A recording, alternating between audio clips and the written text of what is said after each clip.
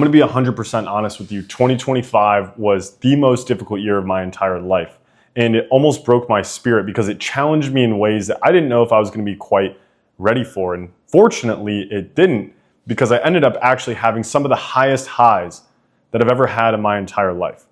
And in this video, I'm gonna be sharing the top 12 lessons that I learned in 2025, hopefully for somebody out there who's struggling with the same things that I was struggling with, or just for me to look back on and see how much I've grown over the last year.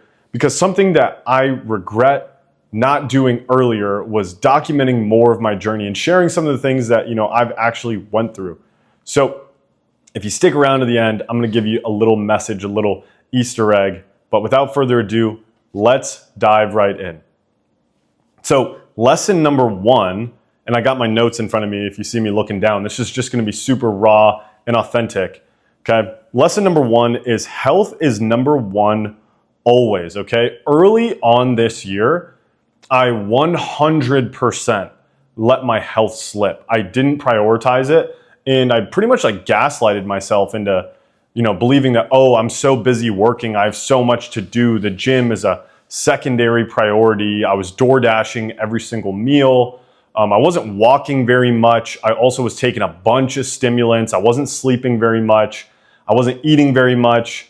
And to be honest with you, I was in a pretty bad place mentally. And it really all stemmed from how I was taking care of myself physically, right? I had a foggy mind. I had low confidence in myself. I was scatterbrained all the time. I had an inconsistent sleep schedule. I just wasn't taking care of myself. I was in a really, really difficult place at the beginning of the year. And, I just realized that at some point, I need to start taking my health seriously. And it really got to a point where I just looked in the mirror and I didn't like the way that I looked. And it's not that necessarily I looked absolutely terrible, but to my standards, I did. And, I need to have a really, really high standard of the way that I want to live my life in every single aspect, right? And so because of that, because I raised my standard and I started taking my health seriously, I found time, wouldn't you know it, with my super busy schedule, I found time to cook every single one of my meals. I go to the gym 5 to 6 days a week. I'm averaging about 12,000 steps per day. This year it was about 11,000. One of my goals is to average 12,000 steps per day in 2026, right? So I found a way, I found the time. And now I'm actually working more on my business and I have way better thoughts. I have a clear mind. My confidence is super high.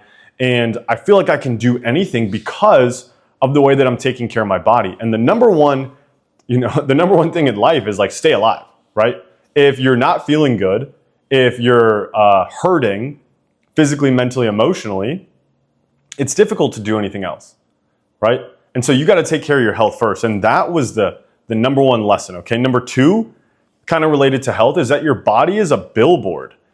And what I mean by that is, when I started taking my training more seriously, and I've been training for, I'm 28 now, so maybe 14 years, but for the first 10 was strictly for baseball, right? Was strictly for sport. Then when I stopped playing, I had the freedom. I kind of started getting some powerlifting stuff, some bodybuilding stuff, just tried a bunch of different stuff. And, I've built up a pretty decent amount of muscle over time and I've gotten a lot stronger. And I noticed that when I wasn't taking my training as seriously, I deflated, right? I wasn't as jacked, okay? And every single time that that's happened in my life where I haven't been as consistent, I don't have as much respect from other men, number one. Number two, I don't get nearly as many looks from women. It's way more difficult to talk to women too, 100% when I'm not as jacked. And, just overall, it was my perception of self that decreased when I wasn't as big. And so as I've gotten more jacked and I've been a lot more consistent and I'm consistent with my diet, it's an advertisement for how much I care about myself, my physical, mental, emotional health. Think about if I just had a ton of acne, right? Outside of the fact that, maybe I have some disease that gives me tons of acne, right? But if I just have like a ton of acne because I'm not washing my face, think of the message that that sends. Like, what is that signal to other people? If like I'm just dirty, or I smell, or I'm super skinny, or I'm super overweight, like to me that sends the message that you don't take yourself that seriously. And now that I'm in way better shape and I'm like taking my training more seriously, I know like as soon as I walk in a room, I instantly have respect. I can feel it. And maybe that's just between my ears, but I don't think so. I don't think so. People treat me differently. I'm more certain of myself, and the world just seems to like cater more towards me because immediately I walk in and people are like, that guy takes his stuff seriously. And I truly, truly, truly believe, and this goes into even like the point before, is how you do anything is how you do everything. Okay, so like when I was letting myself slack off in the gym, I was also letting myself slack off with my sleep. I was also letting myself slack off in my relationships. I was letting myself slack off in my business. And I was just doing the things that were comfortable. And because I continually did the things that I was comfortable with, I just kept getting the same results. I wasn't able to progress. I actually started going backwards, right? And so when you're in really good shape, it shows people, it shows to the world that you are willing to do difficult things. Now, obviously, yes, some people enjoy going to the gym more than others. But like, I don't want to go to the gym every single day. Like, I didn't want to go push myself in the gym and hit legs super hard, right? Because there was a while where I wasn't doing any legs and I just gaslighted myself into thinking like, oh, I did legs for so long. It's like, no, if I'm super big on the upper body, but small on the lower body, that is a signal to other people that I only do things that I want, or I only do things that make me feel good, or that I think are going to give me validation or pump up my ego, right? Because as a man, typically you're not going to get as much attention for having bigger legs. But how you do anything is how you do everything. I pay attention to the details, right? And because I pay attention to the details, I hit my legs now and I hit them hard, because that's how I do everything in my life. My place is way cleaner, everything, right? And it started with me seeing my body as a billboard. What does my body tell other people about me? Okay, number 3, consistency and the power of consistency, because my kryptonite for most of my life has been inconsistency. Okay, and it really led me to find my way out of baseball, to be quite honest with you. If you look at my college career, you look at my baseball career, it was just a gigantic roller coaster. It was up and down and up and down. And I can think back to one specific teammate who actually made their major league debut this past year. And if you put us in like a skills competition, at the time, I probably was going to hit the ball harder than him. I was certainly going to throw the ball harder than him. I was probably faster than him.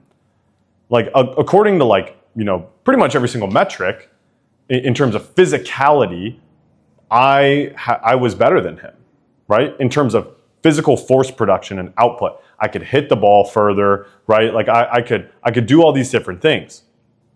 Why did he make his debut last year and I didn't? Because he is one of the most consistent human beings that I've ever met, not just as a baseball player, but as a human being. He is just so consistent, and you know what you're going to get, right? And so what consistency does is it creates confidence in yourself. And so what I realized about myself, looking back, is the reason I was inconsistent in my playing career is because I was inconsistent as a human being, right? I would start journaling and then I would stop. I would start doing my mental preparation, then I would stop. I would do these T drills until I started hitting, and then as soon as I started hitting again, I would stop and then I would go right back down. This teammate that I had would eat the same things, have the same routine, regardless of how he was playing.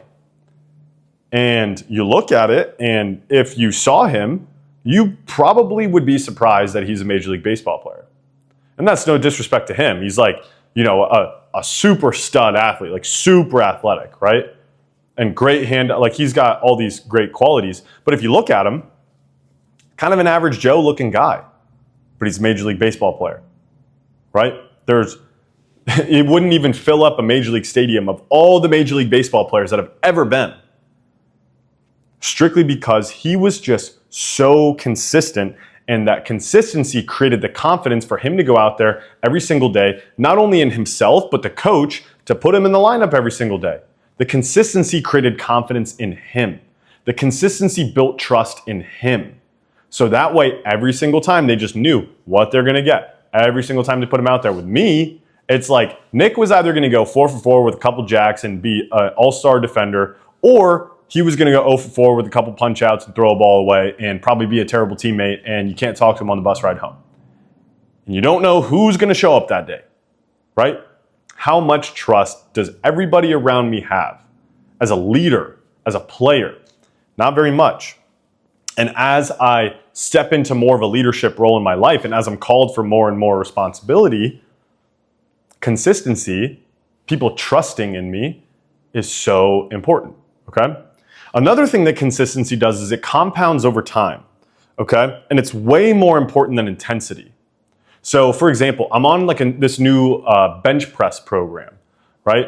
And I've been pushing myself super hard. I've got this goal to bench 315. And I'm gonna do it here in the next probably 3 months, I would say, to be very conservative, okay? And I've been pushing myself super hard in the gym, just going ultra hard. But like sometimes I get in the gym and like my shoulder like is kind of bugging me, and like maybe I can't push it as hard, or I gotta back off for a couple weeks, whatever. I'm on this new bench program for 5 weeks now, and I've made more progress than I've made in probably the last 2 or 3 years. Now, I also got help from somebody who knows what they're doing, but instead of just blowing it out every single time, we're managing my fatigue so that way I can be consistent and handle heavier loads every single week, right? Every single week, I'm just progressing slowly, slowly, slowly, slowly, slowly. And then over an extended period of time, like imagine if I train like this for the next 12 months, it might be my goal to, at the end of 2027, bench 365. That would be crazy. Like I never even thought that that was possible, but now that I'm inching closer to 315, I'm like, maybe a lifetime goal for me could be 365. Like maybe that is realistic. Whereas in the past, I never thought that it was, because I was never consistent enough to ever hit 315. And now that I'm learning, like I'm 6 feet, 200 pounds. Like I'm not, maybe 6'1", you know, I could say that, but like I'm not a super big guy. Right? At the end of the day, I'm not huge. But the way that I'm going to bench 315 is because of the consistency, not so much the intensity, right? And the reason I've always wanted to bench 315 is because it's a ginormous accomplishment as a weightlifter. I know, like, I can count on one hand the amount of people that are less than, 220 pounds that have benched 315. Right? And I know a lot of like high level athletes. Okay. Okay. The fourth lesson is momentum. Okay. So momentum is one of the most powerful forces in the universe. And I think a lot of people don't recognize how prevalent it is in the world. Okay. When you have momentum going in one specific way, it is very difficult to slow that thing down. But as soon as the momentum starts swinging the other way, it's very difficult to get it going back the other way. Or if it just stops, it's very difficult to get the momentum back to where it was, or to get, to go at that speed, right? Think about like in a baseball game, let's say it's the bottom of the 8th inning. There's 2 outs, bases loaded, home team's down by 1, away team brings in the closer, okay, to get 4 outs, right? Closer comes in, and let's say he gets the out. What's the probability that the home team wins the game? It goes way down, right? Because now the away team has another chance to score, and now they got the closer in the game. They only have 3 outs, right? The momentum shifts in the favor of the away team. Now, let's say the closer goes up there, walks a guy. Boom, momentum immediately swings to the home team. Now the home team's probability of winning goes through the roof, because now the shortstop can throw a ball away, they can hit a batter, they can walk somebody, they can get a little bloop single, they can hit a home run, anything can happen, right?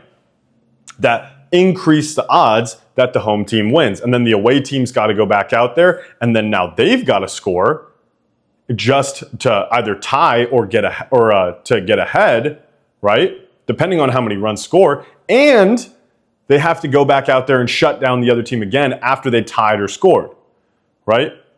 So you see how when the momentum is swinging one way, when energy is going one way in particular, it takes a gigantic force going against that momentum to get the ball rolling the other way. Just like if the closer goes in there, punches the guy out on 3 pitches, boom, that game's probably over. That game's cooked, right? Because all the momentum that they had rolling, they got the bases loaded, the crowd's going crazy, boom, momentum stopped, away team's gonna win, right? But if they get that hit, then boom, the ball just keeps rolling. And the same thing happens in business, in life, whatever it is. Momentum is either working for you or it's working against you, okay? And a lot of people can never truly get over the hump because as soon as they have momentum, they stop. Or as soon as they're about to gain momentum, they stop, they quit, right? Or they start making poor choices and they start having momentum work against them. And that's exactly what happened to me early on in this year, okay? And so that leads me directly into point number 5, lesson number 5, is that today is a result of yesterday's decisions. And I'm gonna give you 2 examples of this. I'm gonna give you, number 1, a micro example, and then I'm gonna give you a macro example of how our decisions are affecting our future, okay? So a micro example is, okay, so like I have this routine that I go through every single night before I go to bed. Okay, I'm gonna take magnesium and like a calm supplement from Gorilla Mind. If you're having trouble sleeping, it's amazing. I'm gonna make sure that all the lights are off. I'm gonna turn my room to 64 degrees so that way I can optimize my sleep. I told you guys, health is number 1 priority, right? I'm gonna drink a cup of water. I'm gonna put all my stuff in the dishes. I'm gonna make sure that I have my shake ready for the morning before I go to the gym. There's like a bunch, and I'm gonna make sure that I have my clothes laid out. Like there's a bunch of stuff that I need to do before I go to bed, before I get into bed, and then I write, okay? So let's say I don't do my dishes before I go to bed, okay? It doesn't really seem like a big deal, but when I get back from the gym, my pan isn't clean, my blender isn't clean for, whenever I wanna make a smoothie for lunch. So now I can't make my steak, I can't make my eggs because now I gotta clean the pan. So that takes up time, let's say, I don't know, an extra 5 minutes or an extra 10 minutes. And that pushes me back. Now I'm rushing into my first meeting. Now I'm all stressed out and then I'm not fully present. I don't get to give my client, or if I'm taking a sales call or whatever it is, I don't get to give that person my full attention. And then, I'm late into that meeting. So that meeting bleeds over into the next one. Now I'm starting the next meeting late. And you see what I'm saying? It's a compounding effect, right? That's a micro example of how literally just the fact that I didn't put my dishes away or I didn't start the dishwasher the night before can have a huge impact on the next day, right? Or if I go to sleep late, then I wake up a little bit groggy, I'm kind of dragging. Okay, let's say I'm dragging a little bit out of bed.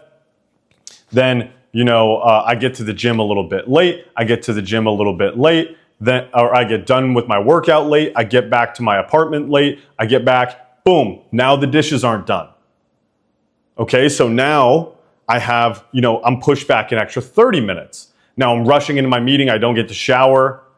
Then the rest of the day, I just don't feel good. You see what I'm saying? It's like these little micro decisions in the day-to-day are going to affect tomorrow. And so if you make the proper decisions the prior day, right? You plan out your day the day before so that way you know what you're gonna be doing, then the next day is set up for success. Now I'm gonna give you a macro example, okay?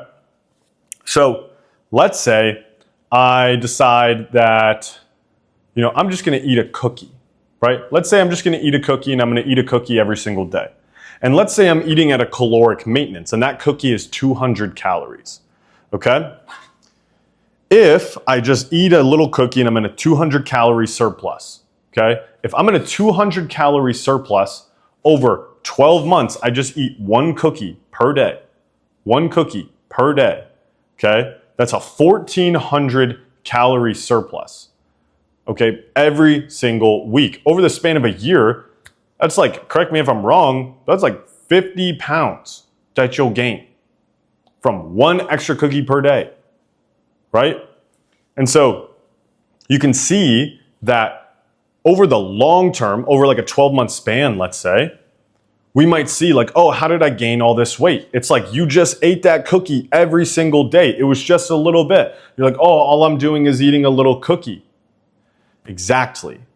And so that is what I'm learning, where in order to truly be successful and truly like create exceptional outcomes, you have to be the exception. And so I have to be dialed in on all of my decisions and know that in the future, if I'm ever having a bad day or if I don't feel very good or things aren't going my way, it's because of something I messed up in the past, right? It's because of the habits that I've taken that are no longer serving me or never served me in the first place, right? Number 6 is the concept of identity, okay? And this is something that I really struggled to understand for a long time. And it's really started to make a lot of sense to me, okay? So a lot of people think that they need to have something in order to act like that, right? So they think like, oh, I need to be super successful in order to be confident and act confident. But the opposite is actually true, right?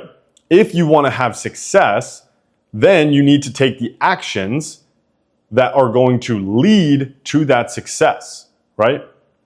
Because you don't achieve the success unless you are the person who is worthy of that success. And the person who is worthy of that success does the things that are required to have the success, right?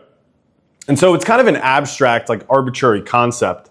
But when you think about your identity as a human being, it is fluid. Okay? And you can morph and change it into whatever you want based on the actions that you take. Okay? So I always had this external need for validation. Like I always wanted other people to validate, who I wanted to be first, and like to say, hey, Nick, I think you can be this. And then when people would say that, I would be like, okay, great. I'm going to go do that. Once you get to a certain age, people stop telling you that. Especially as a man in this world, you have to take it upon yourself to become that person. Because if you're relying on external validation and people saying, yeah, you're good, buddy, like you're not going to get anywhere in life. And so because I was so afraid to act like a certain person because I was worried what other people thought, I never could fully step into this new identity. I never could fully step into who I truly wanted to be and act like that person and do the things that the ideal version of myself would be, right? And I'm nowhere close to where I want to be, but I'm acting much more in alignment with my ideal version of myself, which is why I have so much more confidence, which is why I can speak with so much more certainty, which is why I'm writing every single day, which is why I'm making these videos, because the ideal version of myself wants to give as much value to the world as possible and doesn't care if other people are sitting here watching him thinking, who does this guy think he is? I don't care, because I know somebody out there is watching this video and it's touching them deep in their soul. And they can feel it. They can truly feel it. Every single word that I'm saying.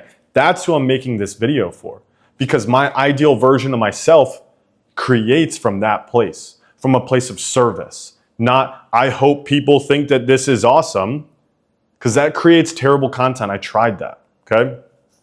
Number 7 is your narrative is your reality, okay? And I'm gonna give you a couple examples of this as well, okay? So a lot of people will say like, hey, it's hard to go to the gym. It's hard to cook for myself. Right? And so therefore, I don't. It is, and this is what I told myself, right? It's hard for me to go to the gym because I'm working all the time. It's hard for me to cook for myself because I'm working all the time. And so that was the reality that I had, because I was telling myself this story.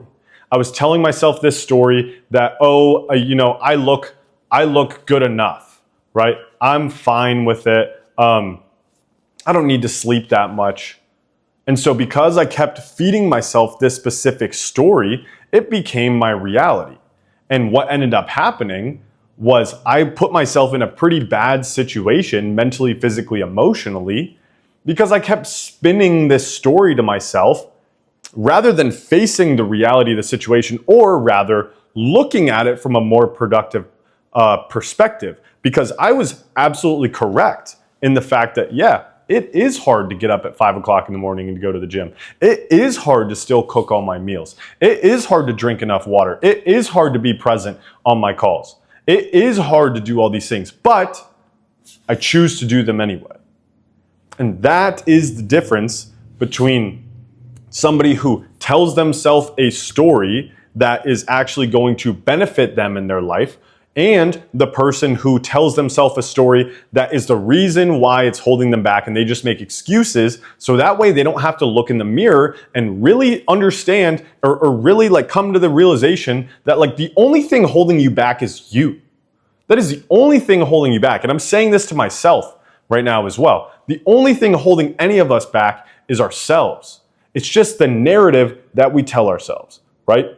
I know so many people that are like, oh, it's so hard for me because it's yeah, absolutely, it is. And you're probably right. It is harder for other people to get in shape who maybe don't have the financial means to only eat organic grass-fed food, right? Or live in a place where I can optimize my sleep. That is 100% true.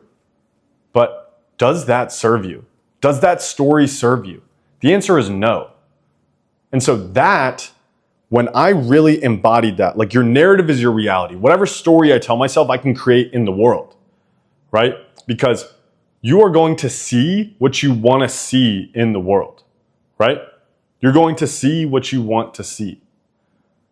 Okay? Number 8, gratitude is life's cheat code. Okay? So for a really long time, I had come at my life from a place of lack, right? I wish I was taller. I wish I was stronger. I wish I was better looking. I wish I was faster. I wish I had a better arm. I wish I had more power. I wish I went to a better school. I wish I got better girls. I wish I blah, blah, blah, blah, blah, blah, blah, blah, blah, right? Always I wanted more because I felt like I didn't have enough. Rather than I wanted more so that way I could expand, right? That is the difference of wanting more from lack and abundance, okay? And it was not until I just realized I need to be grateful for the life that I currently have because I hit all these gigantic targets that I had for myself. I got this watch, I got this place that I live in, I make all this money on the internet, but why am I so upset? Why do I still feel terrible about myself? And so when I switch my mindset to be grateful for what I have, not only do I appreciate this place so much more, I know that this place could go away, the watch could go away, all this stuff could go away, and I would still be at peace because I would be able to be grateful for where I'm at and what I have and not what I don't have. And because of that, I appreciate this place so much more. I appreciate my watch so much more. I appreciate all the things in my life so much more as a result of the gratitude. And it's amazing. It's literally a cheat code to life. And so when you desire more, when you want to expand, you want to get more, ask yourself where it's coming from. Because for me, for a really long time, it was from a place of lack. And so I just kept trying to fill up an empty cup because I was seeing the cup as half full. But when you start to focus on how full your cup is, it will start to raise and overflow. And that's where you can give to the world. That's where you have so much to give to everybody else. And you can be a fountain of energy and love and gratitude and spread positivity and be the change that you want to see in the world, because you can't pour from an empty cup. You can only pour from a cup that is overflowing. And when you have this attitude of gratitude, When you practice gratitude every single day. And I say practice because it's not about how you feel, right? It's not about how you feel. It is about how you act. You have to practice gratitude, right? You can get up in the morning and look out the window and be upset that it's a little bit, gloomy outside. Or I can be grateful for the fact that I live in Arizona and this is a bad day and it's like 64 degrees outside on December 31st. How fortunate am I, right?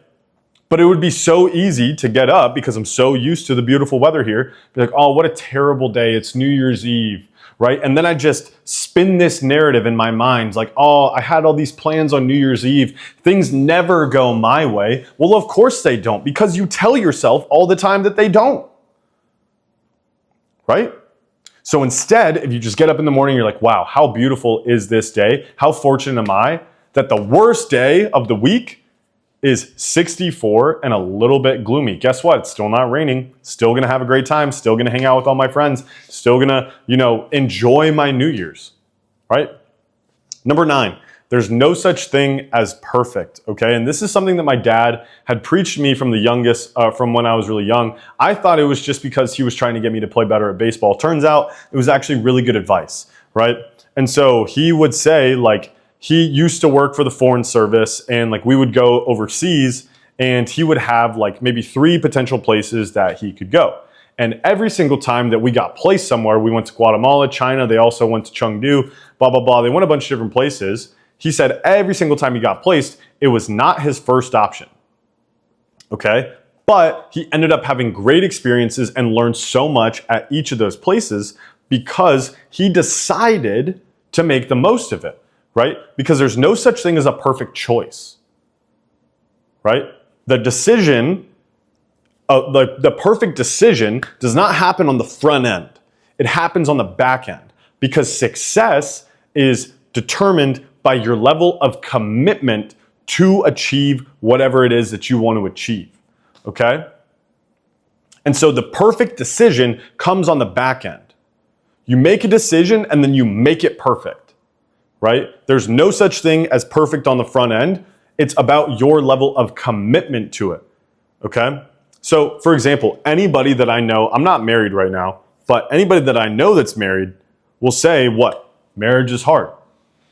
Right? Marriage is hard. Everybody knows marriage is hard.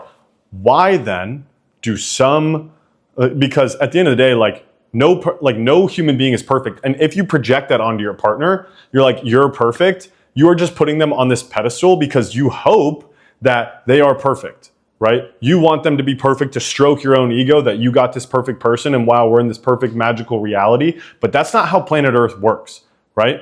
Relationships take effort. They take work. They take commitment, right? You have to work on them to get them to grow because that is how everything works in life, right?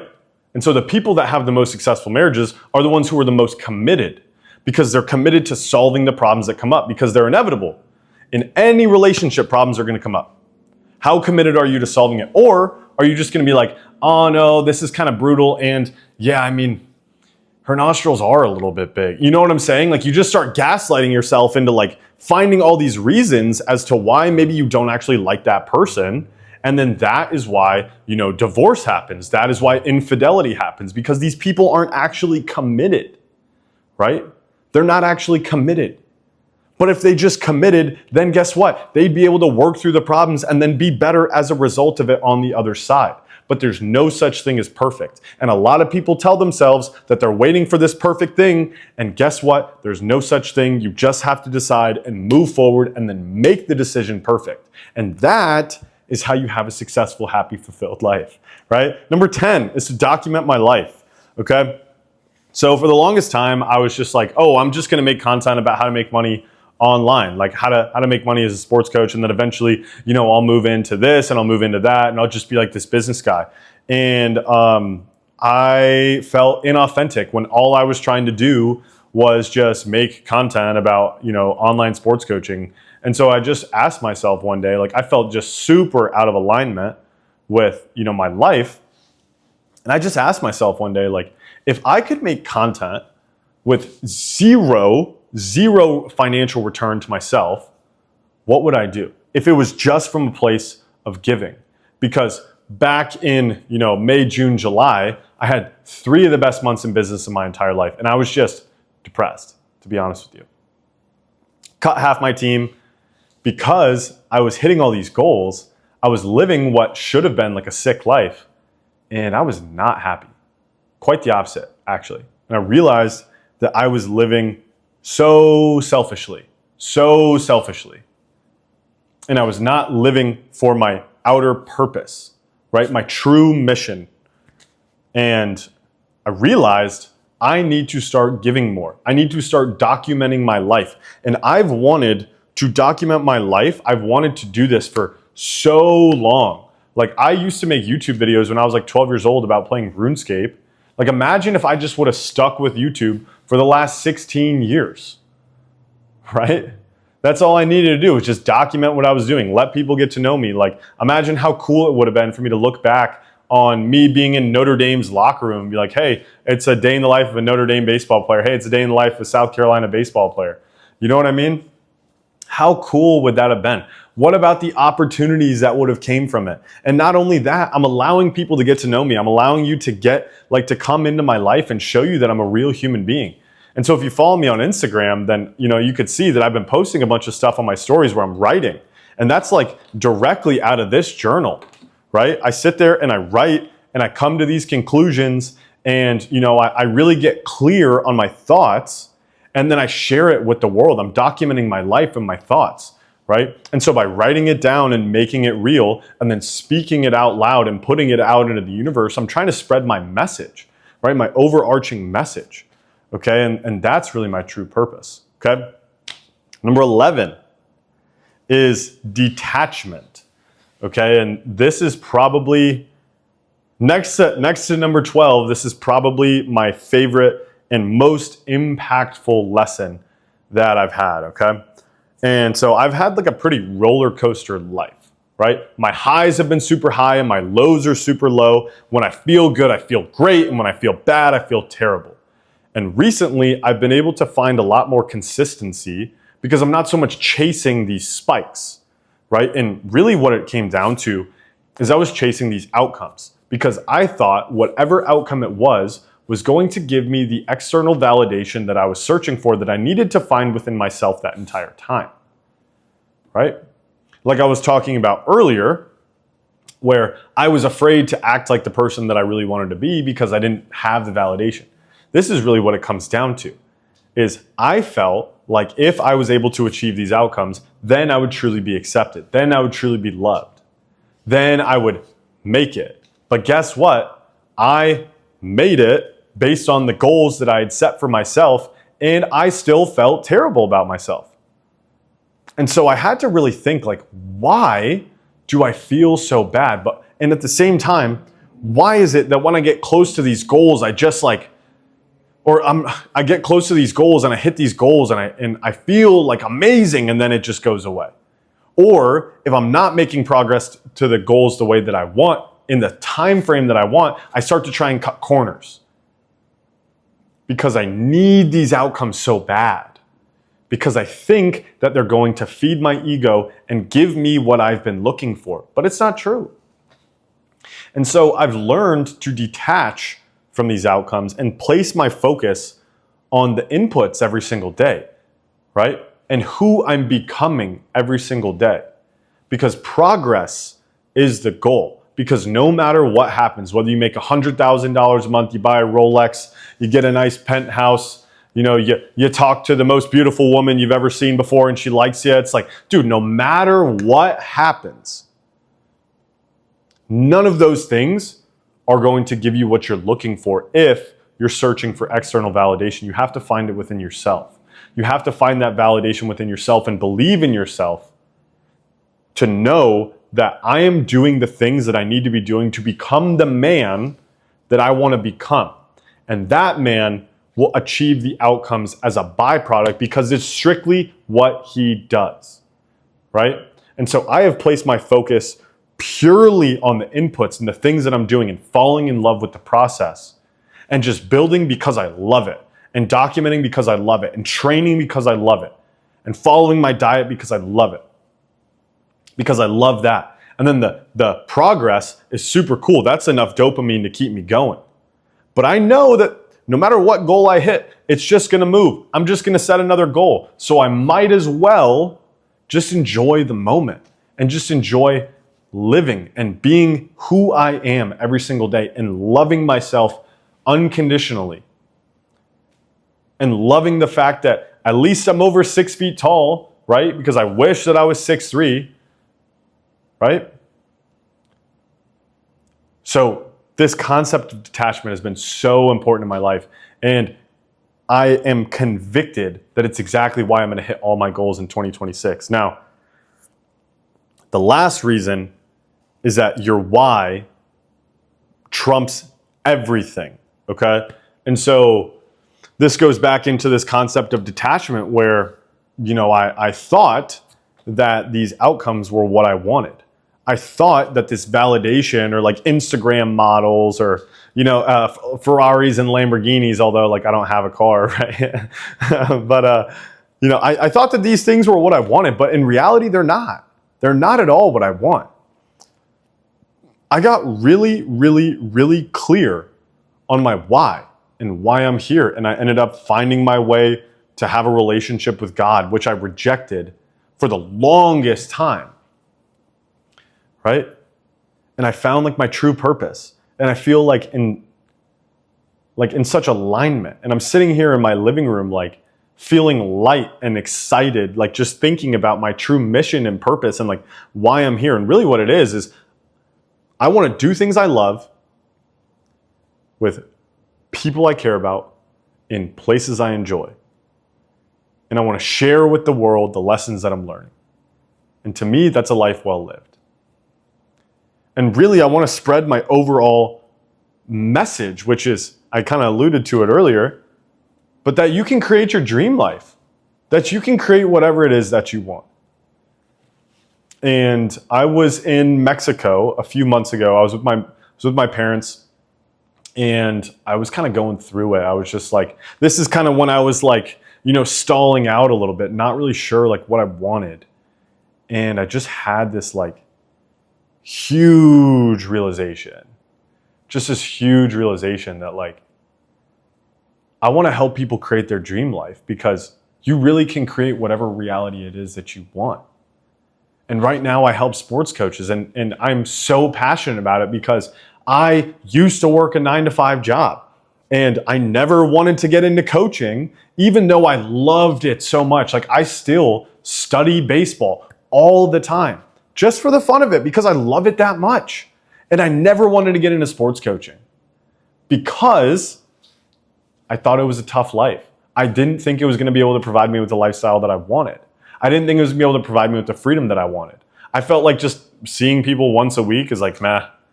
Like I did a couple lessons when I was growing up. I didn't really get a whole lot of value out of them. But you know what I did get a ton of value out of? Learning from people on the internet. It changed my life. And so I want to create an entire movement now. I want to create an entire movement and show people like, look, you don't have to get a job at a high school or get a job at a college or try and get a job in pro ball somehow so that way you can make a decent living, but then you're moving around all the time. You can't have any stability. Like it's tough for you to have a family, and in pro ball and all these different places, like infidelity runs rampant. And like, I just didn't want that for myself. And I don't want other people to be faced with that decision because the reality is that pushes a lot of great minds out of sports because it's so difficult to actually live a great lifestyle. We've just accepted that, oh no, yeah, like coaching, you're just not gonna make any money and you're just gonna live a tough life. It's like, dude, with the internet, we don't have to do that anymore. And that is why I'm so passionate about what I do. Because I figured it out, dude. I got pretty lucky and now I see it as like, dude, I'm the one who has the blowhorn, who's like, hey everyone, like there's a better way. Like look at this new thing. And like making the money and having the success and the notoriety and things like that, like those are just gonna come because I'm just gonna help that many people. Because I'm so passionate about actually helping people. And it's so funny when like you detach from the need to have those things, like they come, right? Because I got so clear on what I actually want to create with my life. Who do I want to be? What do I want to be remembered for? And that has given me an unbelievable amount of energy and passion. If you go back and watch my videos from 6 months ago, watch them now. Look how much differently I communicate. I feel like I wake up on fire every single day, just ready to dominate the day. I woke up before my alarm today at like 4:50 something, right?